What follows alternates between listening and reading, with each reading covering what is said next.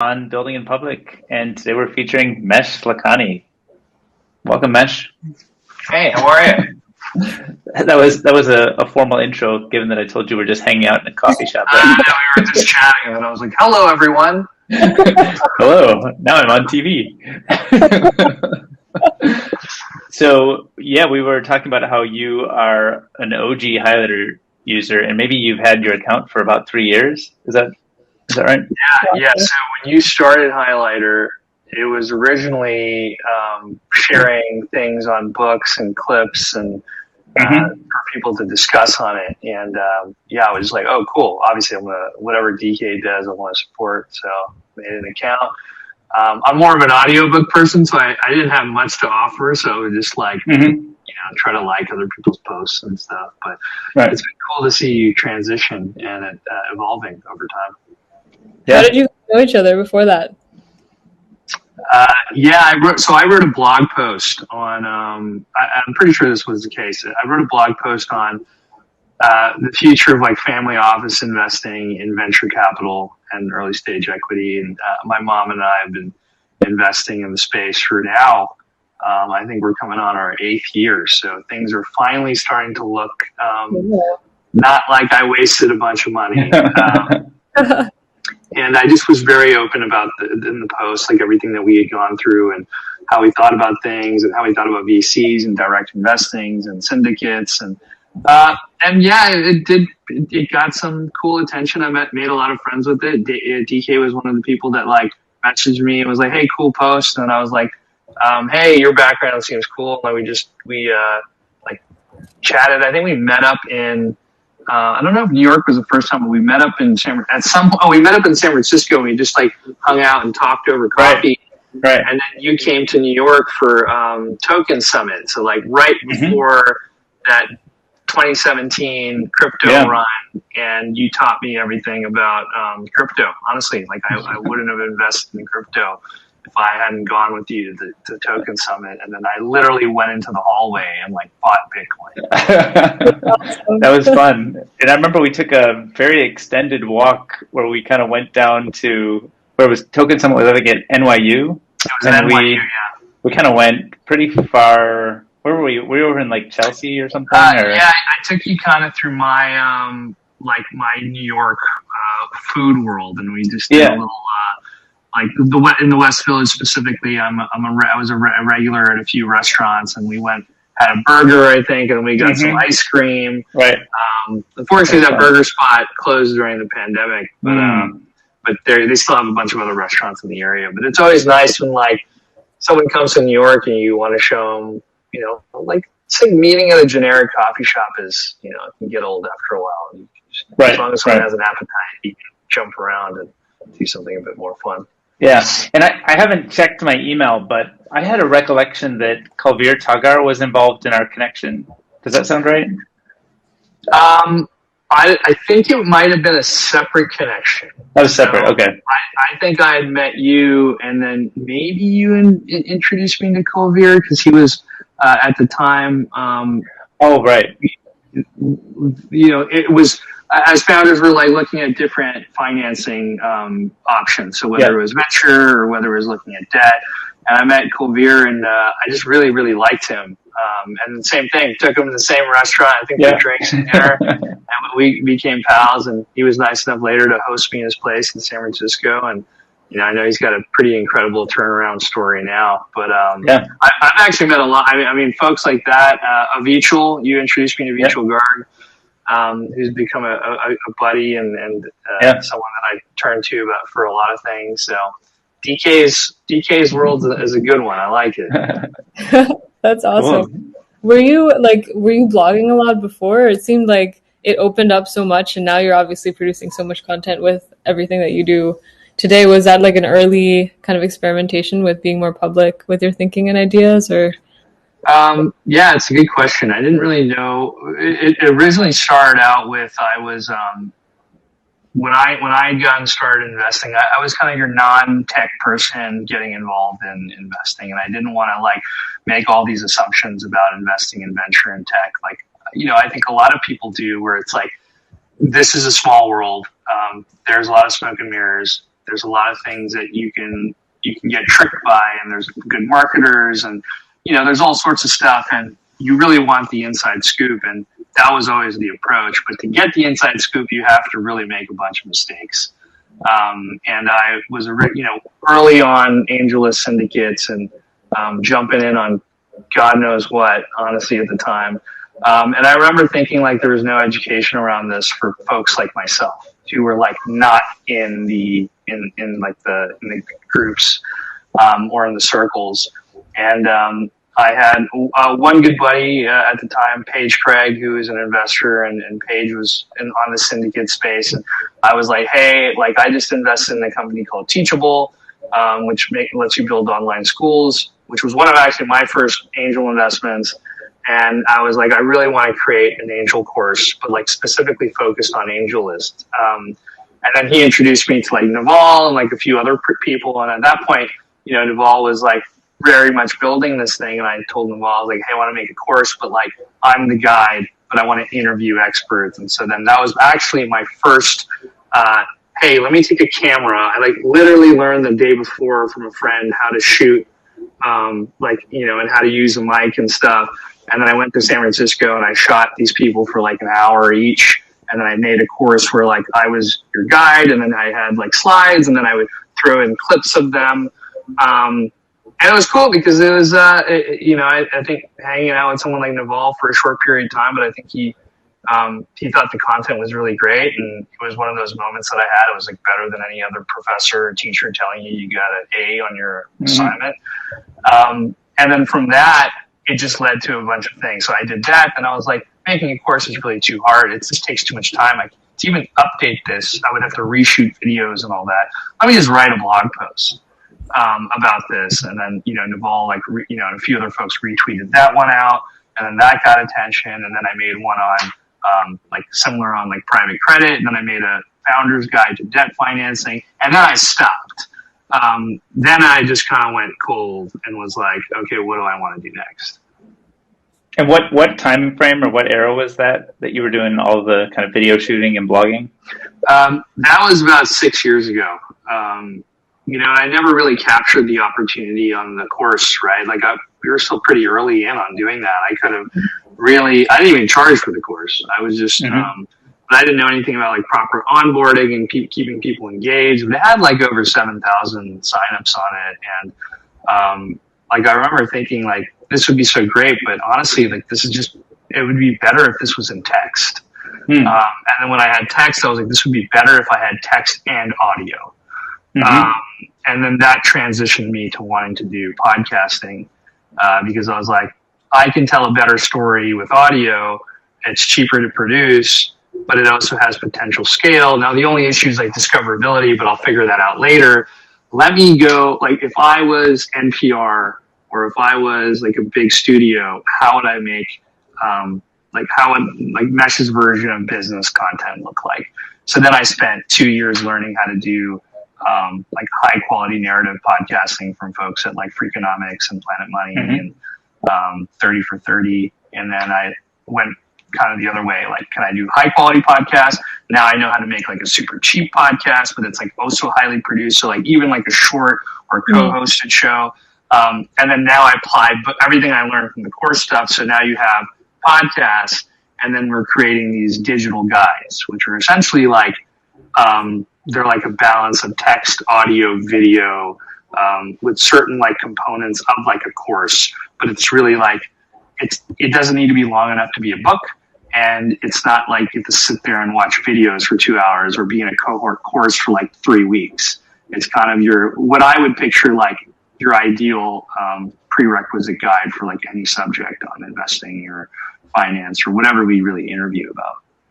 And is that kind of that's the Talk Money brand today, is kind of that multimodal set of things? Because I maybe I'm anchored in the past, but I thought of it as like a podcast primarily, but is it kind of this multimodal thing is really more the way to think about it? Yeah, it was just, exactly. I mean, you're not wrong to think of it. It is a podcast. It is a podcast, but there was always a mission behind the podcast. Like, can you repurpose scripts and transcripts and, make them make them into something a bit more substantial and comprehensive. So when you think of top of funnel, you're really engaging people with like subtle lessons and stories. And then if they want to dive in deeper, they can dive in deeper.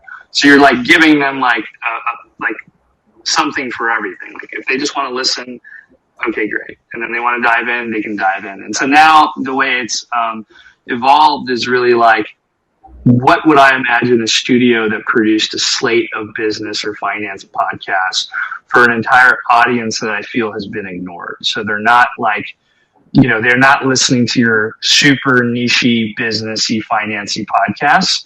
And they're not like watching CNBC, and they're not on Wall Street bets, but they're interested in the stock market. They're interested in crypto. They're interested in business. And so how do you get their attention? I think you get their attention with just doing something that's a bit more relatable. You do something that's a bit more story driven. You do something with more diverse voices. And so there's a bunch of methods you can do there. And then you create content for them, so it's not like super dense. And then like, how do you also then repurpose all that audio for YouTube, but not in like a growth hacky YouTube way, more in like producing content for YouTube, like for people who view on YouTube. So then now I'm diving into that with like, you know, learning folks who've worked with like Mr. Beast and who edit on a bunch of these other, these other channels where it's a lot of audio, but it's a lot of B-roll. It's a lot of moving pictures. It's a lot of just, it's just made for a different audience. And so like, I feel like, okay, if I can figure out audio, then I can figure out video, and I can figure out some kind of like, hey, you can now buy these guides. Now we've built like an interesting like content studio, and then like, how do you grow that? Yeah. I saw a tweet from earlier about kind of like YouTube and TikTok being where people are learning about finance more and more, like young people especially.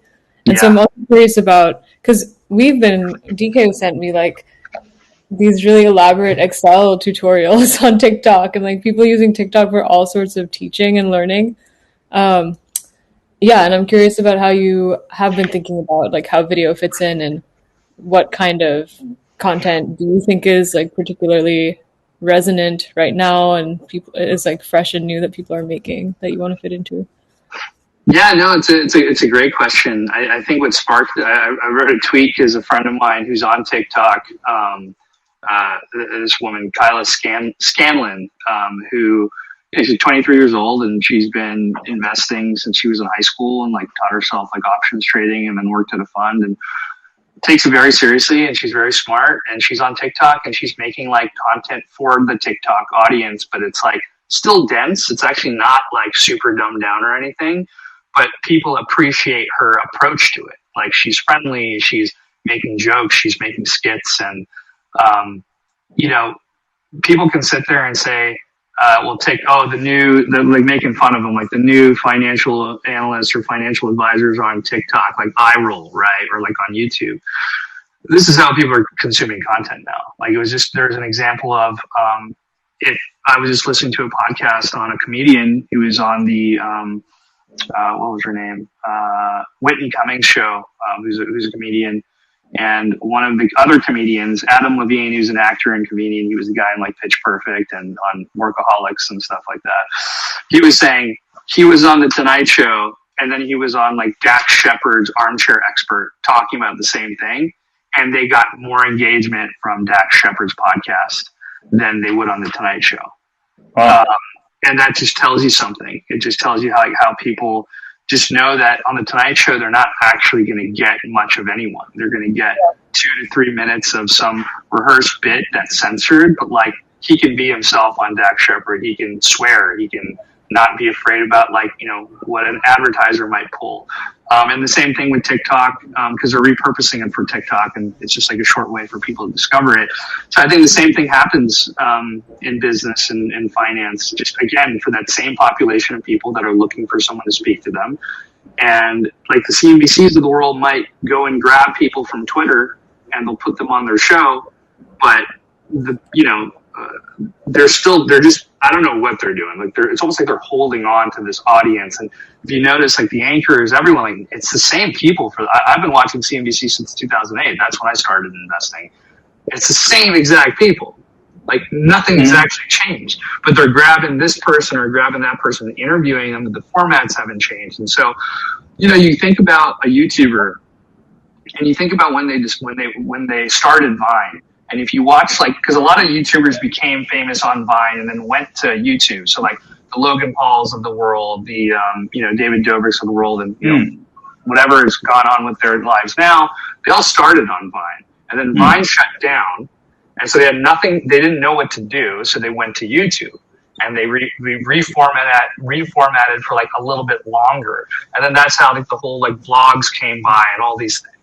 But if you look at their content over time, you just notice that the quality continues to get better. They're not going back to like doing like shitty, not that it wasn't shitty, it was good content, but like sloppy cuts and sloppy audio and sloppy video. And they've evolved to now when you see their podcasts on YouTube, they have these like beautiful sets and they sit on the sets and they've set up for camera. We haven't done that yet in the business finance tech category. I don't think yet. Like we're not, I think everyone's so focused on growth and audience building that you're not thinking enough about creativity and then how to expand that audience besides that niche. And so I'm thinking more towards that. Like, how do we take this to like the next level of like quality? Yeah. And do you think that quality is necessarily like, I think in YouTube, it becomes an escalation game in a sense, because there's a lot of content competing on YouTube for attention. So, higher quality, more produced content is going to, it's going to sort of be more interesting, kind of get shared more, hold people's attention more. But, I look at a service like TikTok is very different. It sort of comes with an expectation of like a lighter aesthetic and lighter production process. And I wonder, when you think about YouTube versus TikTok, certainly different audiences, different formats, but like is like quality escalation within a medium just sort of like kind of a natural endpoint, or are there other kind of vectors that might be at play here? Yeah, I mean, I think quality is not necessarily cost. It just like shows that you're getting better. Like the quality of a stand-up gets better as that stand-up continues to perform. And then the quality of that same set is just way better after a lot of practice. Right. And so it's a similar quality of like, some of these videos, like a 30-second TikTok video for some people can take 3 hours to make. Just because of like all the different cuts, all the different comments, things that they have to make, and like those little bits, those little sound effects. But for them, like it makes the video even better. And then same thing with YouTube. Like there's ways to do it where you have you have your process in place, but with YouTube, it's almost like frames per second is what you're paying attention to besides title and thumbnail. And then TikTok, it's like you literally have like 1 second or 2 seconds to get someone's attention and then go from there. And then I think it becomes like second nature. Like you're just better at it. And so then it also goes to like, it's even in podcasting, like just these little subtle differences that make you sound better or make the clips better. Like even a little bit of editing can just make the conversation go from like, oh, that was boring to like, oh, that was interesting. With simply like cutting like a minute or 30 seconds, just like making someone sound really good or using a better mic. And then it goes to say that then also, do you have the ability? It's like in tech, you all know how to find good engineers, good designers, good product managers, your potential investors. Like these are your like ecosystems that are that potentially can give you a lot more success if you've really fine-tuned that down. Like how to find talent. And I think that the same thing works in content. Like, do you know how to find good editors in audio? Do you know how to find good story editors, good writers? In YouTube, do you know who's advising the people who are like the biggest YouTubers out there on simple things like titles? And then do you know the editors who are like they're just made, their skill set is in YouTube. So like you could bring on like, well, I went to film school and I was producing all this stuff and like, high quality. They have no idea what to do on YouTube. Versus like somebody who's cutting all this crazy shit and there's like, you're putting a dinosaur on someone's face and it's like talking like, but they just know that it's part of they know exactly what they're doing. And I think there's going to be value in knowing those folks. Like, you know exactly, and like, you should keep that close to your chest at some degree, right? I would assume that there's a lot of building in public, but there's also like, you don't want to be over sharing, right? Because then it's like we're all in competition at some point. I think you be careful about who you share things with and who you're extending things to. Just like we always do, like you're telling an investor, what founder you're sending to an investor or vice versa, or like what candidates you're recommending for a certain team. I think the same thing applies in content. And when you think about content, like broadly in your own journey, what are some, like, I don't know, are there broad kind of learnings that you've had about kinds of things that really stick that you might have been surprised by or land with people? Or I don't know, like what are kind of like things that people don't necessarily realize or think about that you found have made a difference in how your content has been received? People.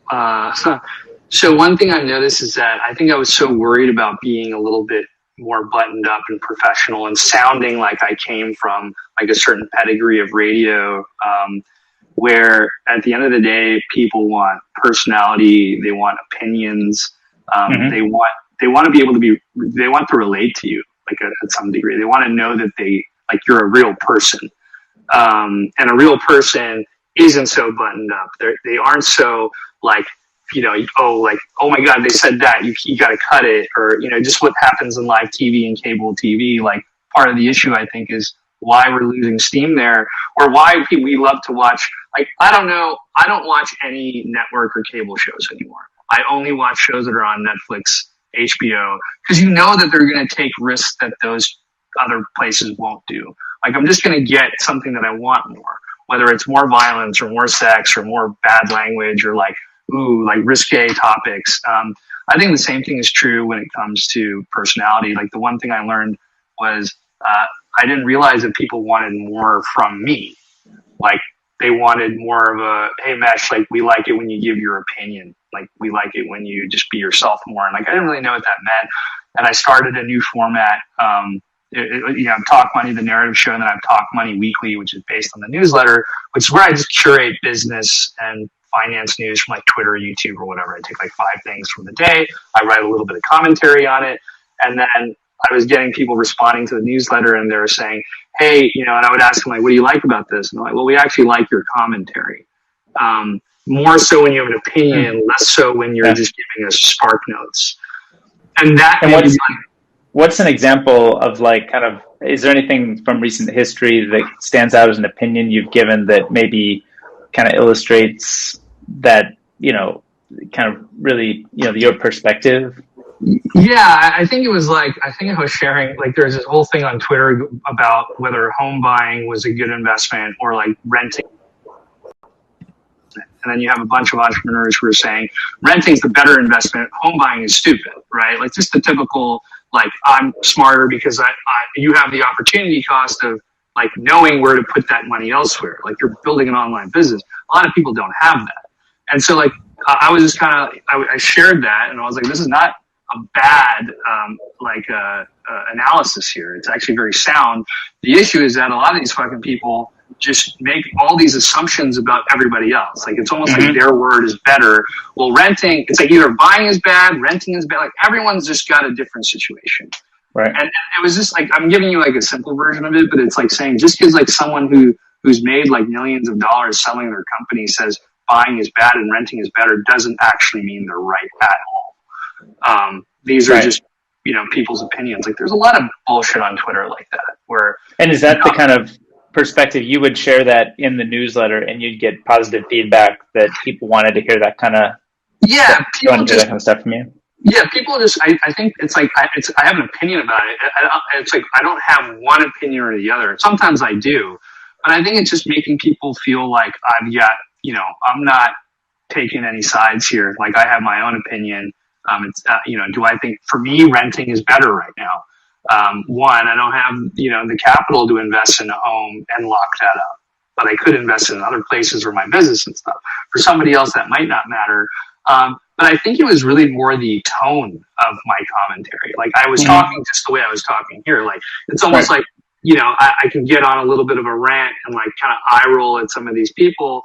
And so I tried that as a podcast. Like I tried to do like an animated version of myself where I would just go on a 5 to 7 minute rant. I was like, I have my bullet points and I'm kind of like, almost like what would my, wrestling persona be on a microphone. Right. And, it's resonating well. That's like a single episode would be that 5 to 7 minutes. So it's really kind of a punchy focus thing. Yeah. I will, think about what came up in the newsletter that week that I liked. Monday morning, I'll write some notes, I'll do some research. I'll get my microphone. I'll go into the closet. I'll have my bullet points out. I'll just like get on the mic. I will stop myself around 9 minutes. I'll go, I'll edit it down, send it to my producer. She does a couple cuts and it's done. And that costs us $100 to make. The quality of audio is high just because it's a good mic. And we do like, I edit down all the filler shit. It's like, we don't need all that. So it's very snappy. And yeah, it's interesting because I think I've had more people message me about that than the fucking like super high production stuff that I do. Because I think they're just like, they like that I'm like, for example, like they like that I'm swearing on it. Like something like swearing, because I think either when you know me, it's like I don't talk so like carefully. But I also think it just makes people feel a bit more like, okay, like this person's like not really worried about stuff. Yeah, maybe you're being real. Like this is, really top of mind for you. Exactly. And it's not so produced or scripted. Yeah, and that works for me, and so that immediately is what led me to be like, okay, like we should do a slate. Like a slate of podcasts. I like that. It's something for everyone. Like you get the high quality narratives that, I'll pitch a bigger media company on. Like, I really want to do a 10-part series on the stock market.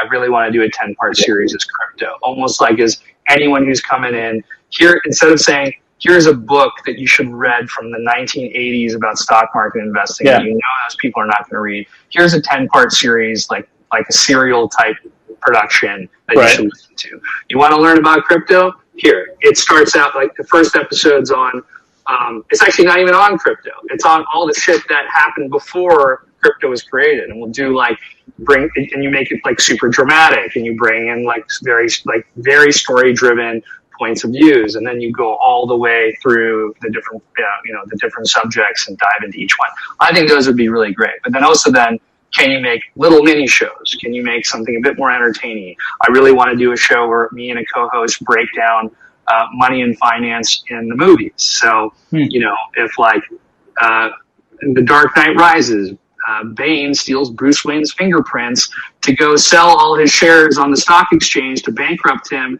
to then like finance their terrorist organization.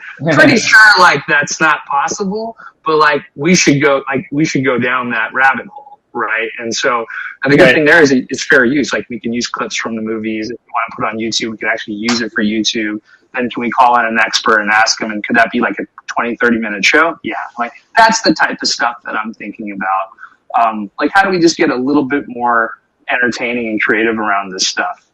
Like there's a reason why The Big Short worked really well as a movie, I think. But you haven't seen too much of that again. What do you think worked about it? I think it was a really entertaining story. Like that's number one. It was filled with drama. It was filled with like super crazy characters. Yep. Like you have Ryan Gosling, who's your sleazy banker. You have, Christian Bale, who's your eccentric, genius. And I think it's always a good script, good story. And then it's just things like the way they related to people. Now they almost went like almost too in your face with like Margot Robbie's in a bathtub explaining like, the mortgage crisis or Selena Gomez, but it worked, it worked really, really, really well. And that was actually like an early inspiration for me to be like, ooh, like that would be a good show. Like if you could do that. And so I think, but then I think they haven't tried it again because I guess it was based on a book but they tried the same style with, I forget what movie it was. It was where, Christian Bale is now, Dick Cheney. It was Cheney, I think the movie was called. or whatever that movie was. It didn't work as well for me, but I don't know if the script was good enough. So, but I think those formats, like, it doesn't just have to be business and finance. It can be history. It can be like government. Like, there's so many more entertaining ways that we can teach people things. And I'm trying to test it out with business now. So I have like a long way to go, but I'm like early in on the journey. What is your process like for testing some of these things, or even like churning out? Because you have to try enough things, right? And try a lot of experiments and put stuff out there. And I especially think of creators who are just starting out, who maybe have an idea, probably might not have the confidence that, like, will anyone ever listen to this, or are my ideas worth anything? But it seems really critical to help people sort of push through that and ideate and experiment and create more, and like know how to follow what signals are working. Like DK had a tweet that, or said that, like, every startup these days should start as a newsletter or a podcast or something, like create content and build the audience first. So what would you say to someone in that position in terms of what to do, how to ideate and iterate quickly, and like what to look for?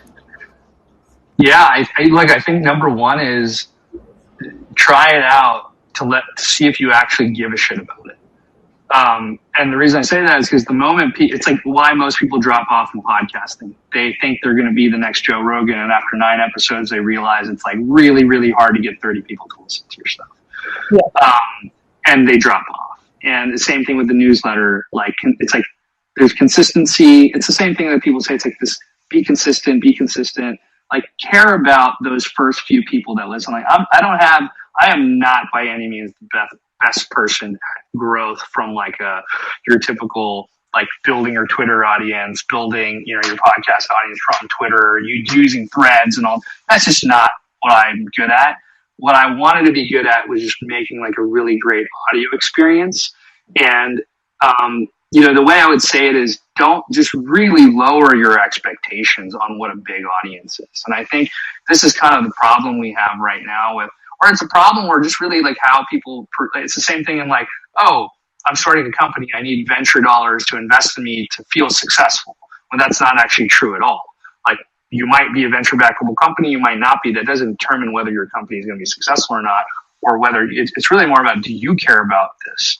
And I think the same thing can be said about content. Like, do you care about the blog that you're writing? Like, do you care that one person's reading it, or do you care that 1,000 people are reading it, or 1 million people are reading it? If you're just worried about getting to 1 million people or 100,000 people, you better really, really like what you're doing, because it's going to take a long time to do it. But maybe you have strategies or whatever. You got to keep testing it. But at the end of the day, if like you hate putting this thing out every week, just stop doing it. It's like you should find something that you really want to do. And sorry, a good friend of mine said to me, I remember my first podcast had like, I think the first episode was like 300 listens, and I was just like, man, like that's just not great. People are getting like 30,000 downloads and they're for 9,000 downloads. And he's like, and I originally moved to New York to be a singer-songwriter, right? And like I played in high school and stuff. And he's like, imagine you playing a song, like this is your first night playing, and you're playing to 300 people. Like, that would be pretty good, right? I'm like, yeah, that'd be friggin' amazing. Like, playing to 10 people would be good. He's like, you have 300 people in an auditorium, like, listening to what you have to say. Like, that's a pretty big deal. And if they come back next week, like, that's pretty cool. And, really, if you have 300 people listening to you, there's probably another 300 people who want to listen to you. So, like, but just focus on getting better and better and better and better and better. And I think it's the same thing for, like, musicians. All those artists who made it, like, they were putting stuff out there. At one point, they were playing every coffee shop and every gig, and they kept going. They were playing, you see these videos of, like, some of these massive artists who are playing, like, what do you call those things? I don't know. They're like, where there's like corn dogs and like funnel cakes, and like there's like a stage. Oh, like a county fair or something? Yeah, like a county fair. Like, and they're playing these things, right? And like 3 years later, they're the number one artist in the country. You just have to love it at the end of the day. And obviously you'll get smarter about growth and opportunities will come. The way I thought about it was like, let me just try to be the best that I can, not only like a good host, but really know how to produce well, think about content in an interesting way, be more creative. Eventually I'll get the opportunity to work with somebody who wants that. And I'll take my time. Because you're sort of mentioning, I guess there's like a lot of different places where you could focus, and you're certainly, I think, suggesting the focus on something that you genuinely care about and want to be creating is important. But like, do you think about like the style of content and show that maybe hasn't been done before? Like, what's new? What kind of couldn't be done before? Because like ultimately, a lot of stories have been told, and there's always new stories to be told. But like, if it feels, if you're not making something that's unique enough, it might be hard to get noticed in kind of a sea of other content. So do you spend much time sort of trying to tune your taste to fit the market a little bit, or is that just not an issue at all, and you're kind of agnostic to that entirely? Yeah, no, it's a very good question. I think that I had tuned myself to be like, I don't have a big audience. So if I wanted to just do an interview show and be a business podcast, like there's a lot of them out there, and they're bigger than mine because they have like great Twitter audiences and they have like a great network of people. Great. That's awesome. Like, that's not where I'm going to differentiate myself. Like, I have to focus on like, and I think I just always really liked the narrative thing. I just thought there was something very tasteful in that. And I think where my head was at was, why are only journalists doing this? Sorry, my phone's ringing. I don't know why. It's all right. So, I was thinking in my head, like, why are only journalists doing this?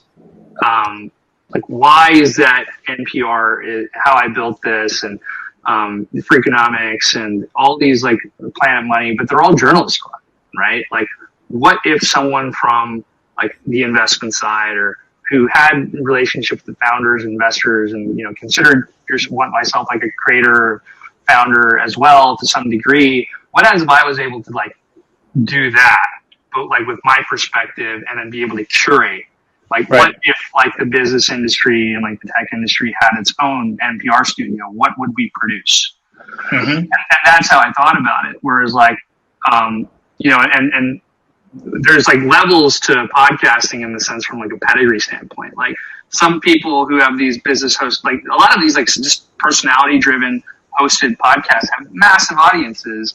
And then on the narrative side, like, I'm not considered from public radio. So like, no one really paid attention to me. Like, oh, you don't come from WNYC, you don't come from NPR, you don't come from, so you almost not even paid attention to. So like, I just was like, well, now I'm determined to like be just as good and produce just as great shows, but also show like, the category of business, finance, tech, that, hey, like, if you think a little bit more broadly about this, like, we can bring this to another level of like production. And what I mean by that, by production, is not necessarily like using fancy and making it more expensive, is that it might actually reach a much wider audience, because now you're presenting things to people in a different way. It would be the equivalent of like why people spend money or they spend time on making like a blockbuster hit. Like, why do horror movies work really, really well? Like, it speaks to a really wide audience, but you don't need to spend a ton of money on it. But then, of course, you have your niche shows and your niche reality shows or less produced shows. But then there's also shows that speak to a wider audience, and I find that very interesting. And so when I think about like, how do you create something different? I think it just depends on what you're like. If you're just interested in building an audience and growth, like, I think everyone should be interested in that. But if you're thinking, like, I would challenge more folks in the industry to just think a bit more creatively about stuff. Like, that's what I love about YouTube, because you can see that from like the old OGs of like YouTube. You can just see that they really give a shit about the audience. Like, the viewing experience is everything. Logan Paul made a beautiful set and then hosted a podcast on it. And then everybody else made a beautiful set and hosted a podcast on it. And then where it's going to go from there, we're going to see slowly the transition into like variety hours type shows. So like the production that you're going to get on a Jimmy Fallon stuff, like super effects and band and whatever, it will transition to YouTube. And so like in tech, business, finance, like we haven't updated from CNBC. Like Cheddar doesn't count. Cheddar was doing the same thing, but like with just like slightly different twist, but like playing to the same game. Like I don't give a shit about CNBC or like being on the stock market floor, because like that's not the audience. That's not the audience I'm speaking to. Right. They have stuff out there. I'm trying to speak to the rest of the people that don't feel that content's being made for them. Right. I wonder if there's like some patterns to look at here, because I feel like there's some combination of people who we look at in hindsight who've created something that is pretty meaningful and has attracted an audience. And I think they oftentimes are starting with, there's certainly plenty of examples where they started with some advantage, whether it's, Joe Rogan with Fear Factor, I think, and sort of had a little bit of a brand and network in Hollywood, or if it's, I don't know, I don't even know all the history of all these things. Yeah. But something where you sort of have a little bit of a bootstrap, and it's not the same. Like when you look at Joe Rogan today, you don't even notice the Fear Factor starting point, but that was a help. And then I think there's other cases where people just have like some piece of content that becomes kind of the breakout hit. So they kind of went from, mostly just, stumbling along sometimes for years to, I think about like have you bumped into Sahil Lavinia's post on, kind of how I failed to build $1 billion company? Do you know that? Do you know who Sahil is? Was this the Gumroad post, right? Yeah, exactly. Yeah, great post. So, it blew his world up in a good way. Yeah, exactly. And so in a sense, like, I mean, he certainly had plenty of network and people around him before, but didn't really kind of catapult into, let's say, like a media brand or like an existence until that post. And then after that post, almost like anything he does kind of works to some extent.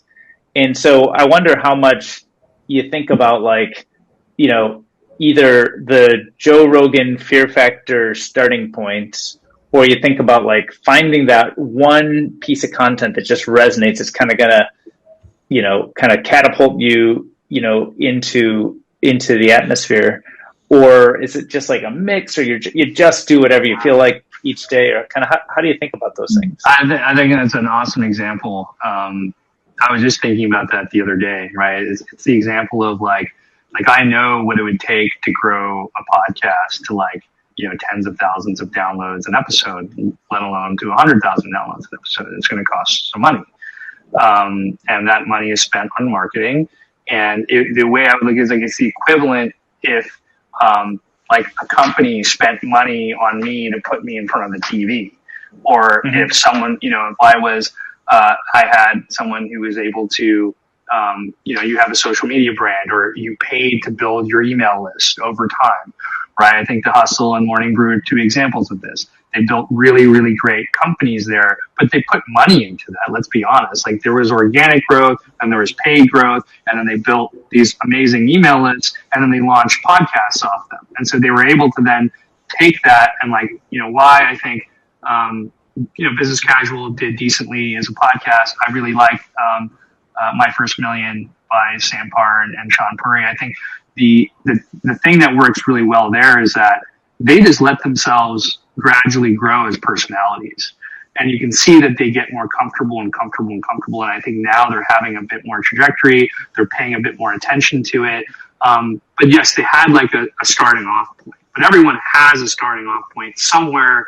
Like it goes way beyond it. Like I was just listening to Joe Rogan's podcast with Dave Chappelle, and he was saying that Fear Factor gave him fuck you money to be able to do the podcast when nobody wanted to listen. He just he needed the bankroll to pay, basically not work and do the podcast. And I think it comes down to like conviction. Like, do you think it's kind of like a movie star feels like they're meant to be a movie star. Like a rock star knows they're going to be a rock star. Someone on Broadway knows they're going to make it on Broadway. A founder knows that they're going to be successful. I feel the same way. Like I know that I'll be very good at creating, a certain style of content, whether it's podcasts or YouTube. How do you get there? and knowing that it's the long game. And so for me, it's like producing something that will eventually be a breakout hit.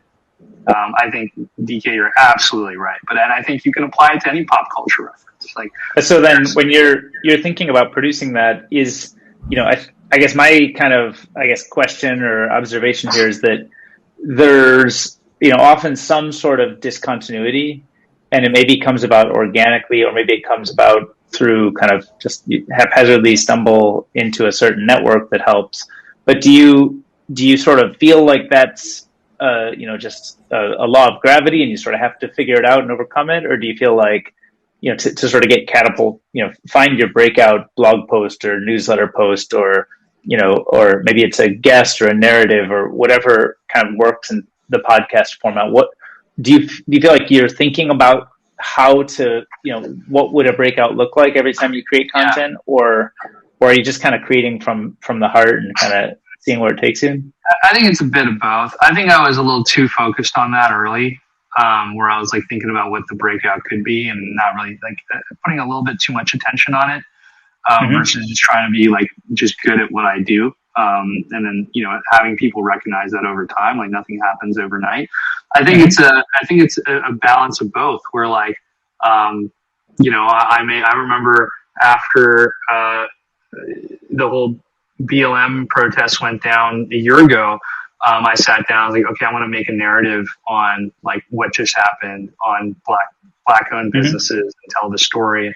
We made this amazing production. It was like 3 stories intertwined of like black founders, that, one was actually, like a spirits, I think it was like a wine, a whiskey distillery, like in Minnesota, where the fires were. And he was like telling me the story. And then we had this other person whose like shops were like completely destroyed in Atlanta, and he ran an apparel company. And then this other woman who sells these like, they're the dolls with curly hair.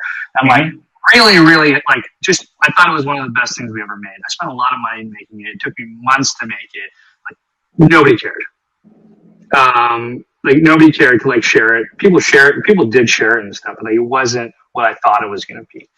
And after that, I kind of was just like, you know what? Like, I wanted to make it, so that was important, and we did make it. But, like, I don't count on anyone to, like, make you blow up, right? Just keep shooting.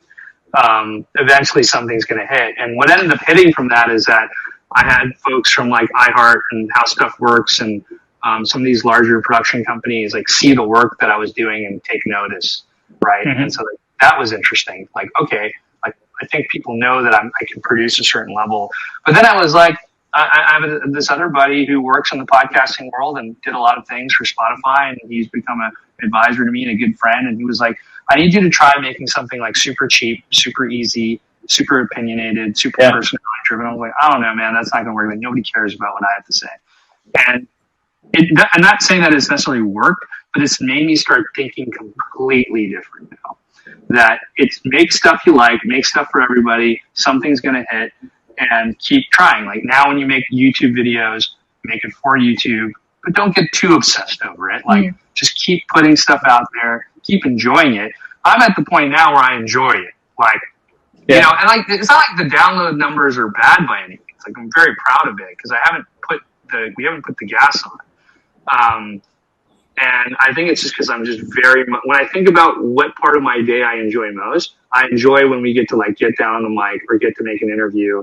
And like that was, like I recently interviewed the founders of Adam's Shoes, Sidra and Lucas. And it's one of those things where I didn't think it came at the right time for me and them. And it's now like spun off an idea in my head where when I was listening to the interview, it was supposed to just be like a bonus interview. And this is me being very public about this because this was just yesterday. I even like told people I want to do this besides them, where I was like listening to it and immediately in my head, I was like, man, this is a good interview. Like they're telling me some amazing things. And I just visualized where the production was going to go because it wouldn't be fair just to throw this thing up without anything. Like that's what everybody else would do, but that's not what I'm going to do. Like, you don't have to wait to be so big to get on how I built this. Like, there should be more of them with a different angle, with a different host. Like, everyone loves Guy Raz, and I think that's great. We need more people who are going to tell a story of a founder or businesses and not just be like scaled consumer products. Totally from a journalist, right? I've got my angle. Someone else has got their angle. So like, why not? Like, okay, we'll make our own version of the show now, where we can tell stories of founders who are like not necessarily have made it, but they've made it like to some degree. And you'll know more when we hear their story, and you'll know more when like it was something as simple as like Lacoste said something about someone, oh, then we met with this person and they said this. And like immediately my head was like, okay, no, get voice memo from that person of their perspective on that meeting. And then, bring in some music and then throw in that. Like, and that's how we want to, and like, I can do that now, right? Like a single person narrative is not hard for me to do because I've done like, I've put my tens and tens and tens of hours in or hundreds of hours in. Like that's now actually quite easy for me to do versus doing like 6 different like stories intertwining in this narrative that takes me 6 months to make. So you never know what could happen. So that's, I think I'm actually happy that I'm in this process of learning and getting better and getting to be a better interviewer. And like when I say a better interviewer, it's like, I think it's relative, right? Like what makes a good interviewer? And for me, it's like, it's not even getting someone to say something that they never said. It's like just the audience feeling that they're being very genuine and vulnerable. Like really like getting in deep and like those like that. How do you do that? And that's something you just have to learn over time. And my producer helped train me for it. And when you learn from the folks who do it really well, you pick up a lot of cool tricks. What have been things that have stuck with you in terms of how to encourage that vulnerability on air with someone and kind of the art of conversation? Yeah, I mean, it does help to have a bit of banter, not only before, but like a pre-interview or knowing them personally, to like some degree. You don't have to be like best friends with the person, but it's kind of like, if you think about when an editorial is doing a story on someone, they like spend time with that person. Like I think a good example of this is like for those who love Ted Lasso, like the fictional version of this is like the show Ted Lasso. For those of you who watched it, Ted Lasso is that coach on a British Premier team. He's an American guy, and like the British, I guess the Mirror or whatever newspaper wants to do a story on him, but like really just talk a lot of shit about who's this like American who's come here and like it's such a joke. But he spends the day with him and like slowly learns so much about him that the story completely changes. Like the narrative completely changes in the favor of Ted Lasso. And like long-winded analogy to say that like if you know a little bit about this person on some of the things that you really want them to share, and in your interview you just keep digging. Like so you like try to open it up with a few things, you come back around, you try to go back there, and when you see that there's an opening, you kind of dig in, right? It's just like having a conversation with someone. When you're sitting and having a couple of drinks with somebody and like you really start getting in, like, and it's funny, I think that just comes like the other person has to be open to it though. And so you can, and like there's I've done it a few times where you just ask them things that might not be like, I think everything's so, especially in business and finance, a lot of it doesn't have to be related to like their business or their points on finance. If you actually dig on certain things like, their relationship with their mother, or their, or like where they were born and how that affected them, like you end up finding out so much more about these people. And I think it's just little things like that open up the person to being more honest. And then you're getting a whole new angle of something.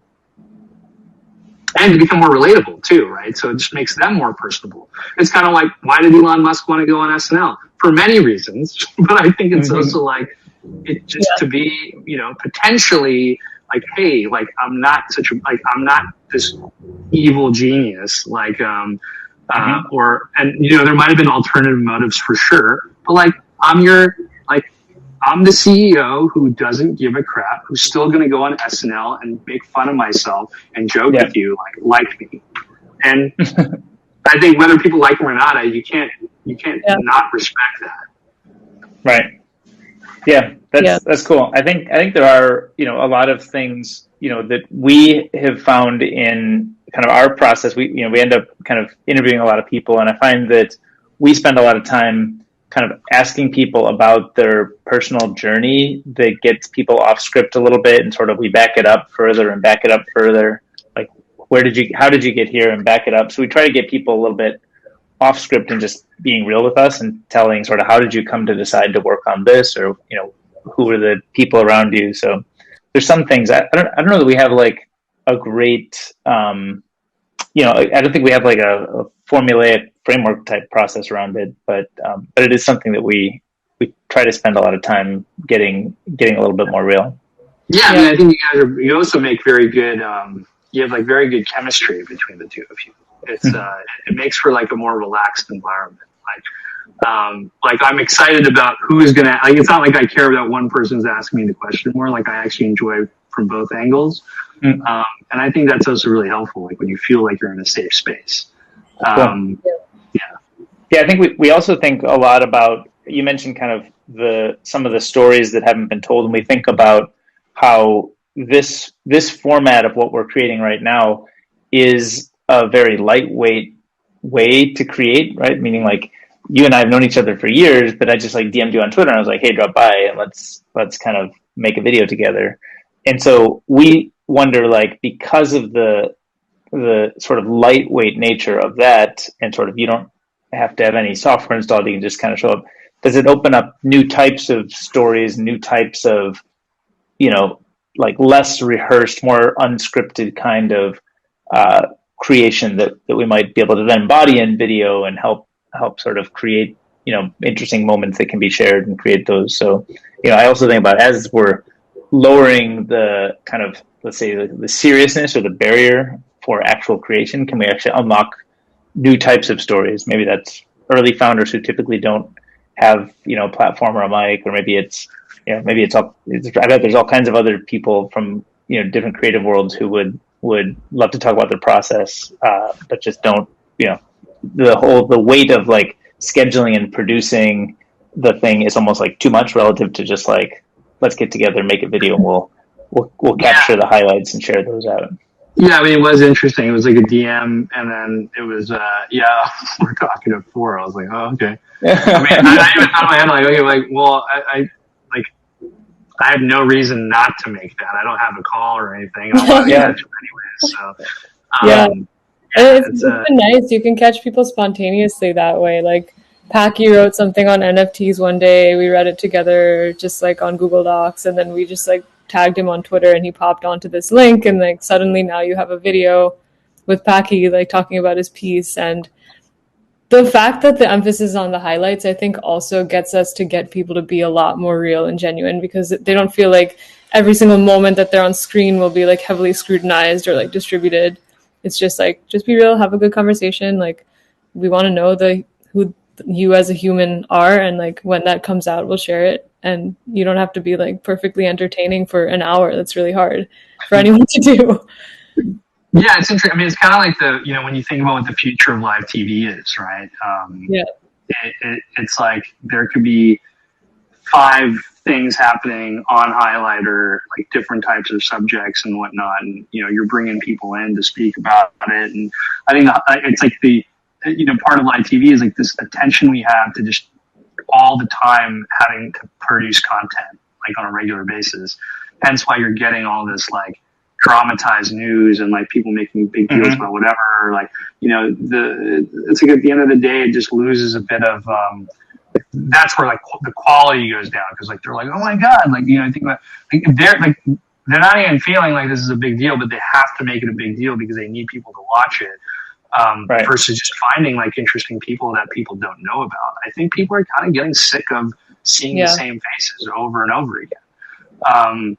You know, it's like discovering new artists. Like, why do people love discovering new artists and like being a part of their journey to like they hit the main stage, and then they hit the main stage, they're complaining about like, oh, I remember when I saw them at the club. You know, and I think it's the same thing with just in general personalities. Like, there's so many amazing people out there that don't have audiences, but they have a lot to say. You know, like I think there was 2 examples I would give.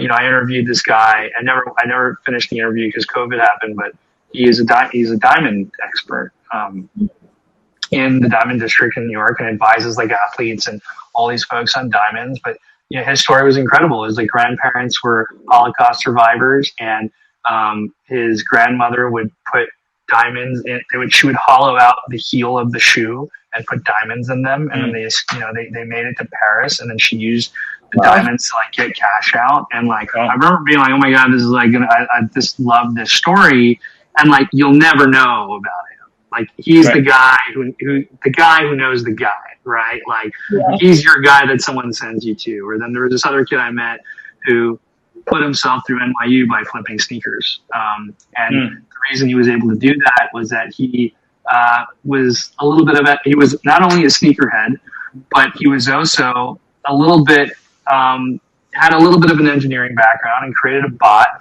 to basically scrape the Nike website to put in orders so that he could buy all the drops, and then he would automatically have it sent to the addresses of the people that are interested.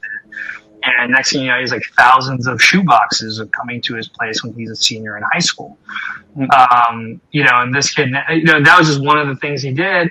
And we went through the whole process of not even like teaching me about the bots. It was just his process of like what makes a good shoe drop, what doesn't, teaching me about like, and it was coming up with like economic terms like, or financial terms like arbitrage and stuff like that. And could we teach it through like how he's explaining sneakers? Oh, cool.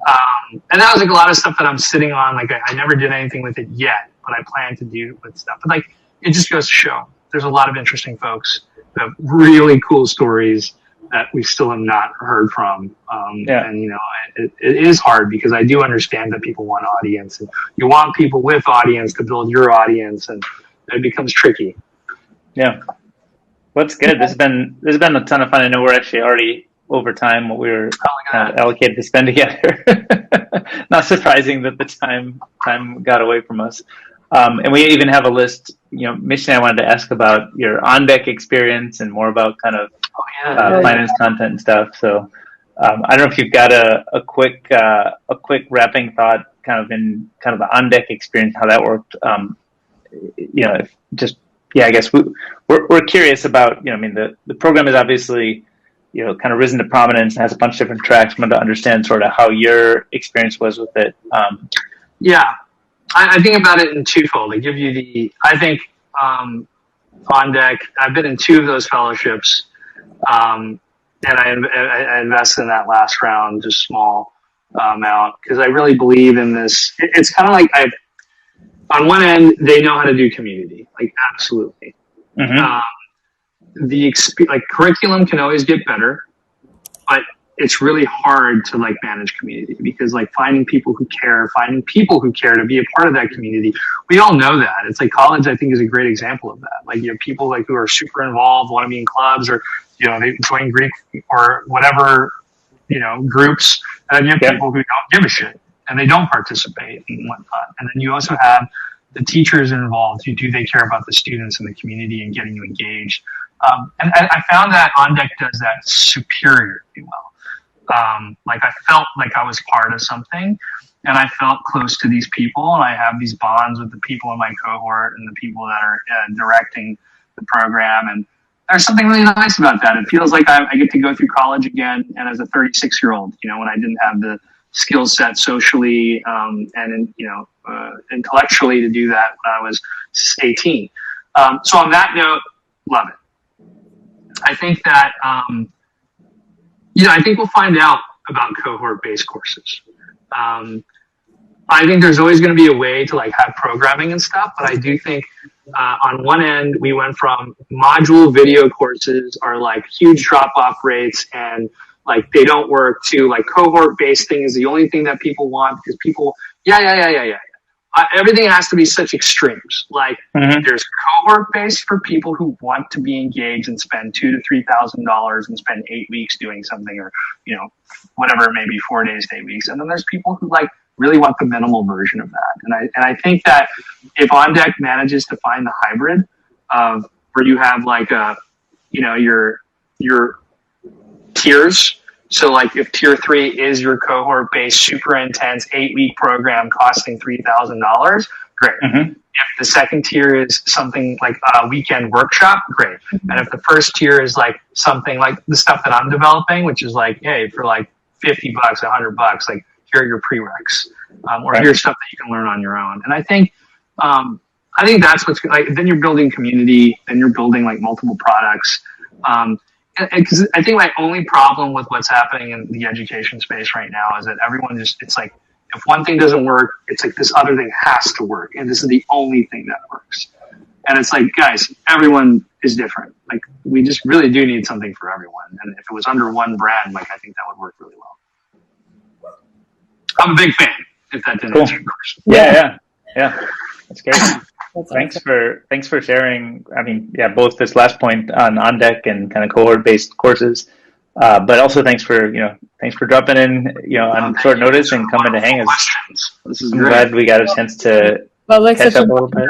Love it. Yeah. Yeah. I feel like you should come back, and I think we have like a ton of more stuff to ask you about. Still. This is fun. And honestly, this product is super slick. And DK, you're always great. Mishti, it's nice to meet you. Yeah, you too. We have is your family's nickname, is it Mish for you? Some people call me Mish, not my family. Mishti is actually a nickname. My parents couldn't think of like a legit name. It took like 6 months to name me, and so my real name is Vidushi, which is like female scholar in Hindi, and Mishti is just like sweet and Bengali. Right. So I'm half Bangladeshi, and family uses Mishti all the time, and then my actual nickname back home, like a friend came to New York recently. He's like, "Why do you keep telling everyone your name is Mesh?" I'm like, "Because my name's Mishal." He's like, "Yeah, but it's Mishal. Your nickname is Mitch. Why is everyone calling you Mesh?" And I was like, "Okay, listen, it's too late for this. I'm 36 years old. I can't just change everyone." But I think Mitch is a great nickname. It's so funny to India because people are like, I like instinctively introduce myself as Mishti, and people are like, "You want us to call you Sweetie?" Like, that's weird. So I just switched back to the other name. That's a great name. Nice. Yeah. Well, I don't want to take more of your time. Thank you so much. Thanks, Matt. Thanks. Yeah. Yes. Take care.